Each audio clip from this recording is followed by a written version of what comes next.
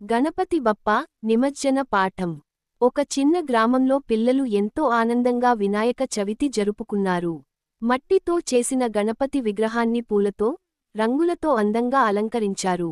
రోజూ పూజలు చేసి, పాటలు పాడి, లడ్డూలు పెట్టి గణపతిని సంతోషపరిచారు. ఒక రోజు పూజలు ముగిసిన తర్వాత పిల్లలు పెద్దలను అడిగారు.